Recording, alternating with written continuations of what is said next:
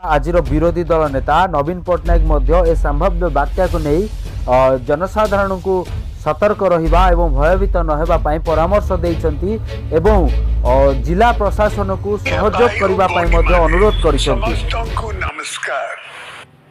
बात्या आसुथिबा खबर पाए हमें समस्ते चिंतित पूर्वरु हमें समस्ते मिसी सफलतार सह अनेक बात्यार मुकाबला करिछे।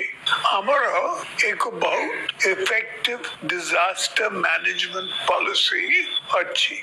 तेणु आपण माननकु मोर अनुरोध बात्या पई आपण माने भय करंतु नाही, सजाग रहंतु, जीवन अमूल्य, निरापद रहंतु। बात्या मुकाबला रे एडमिनिस्ट्रेशन को पूरा सहयोग दियंतु। सबु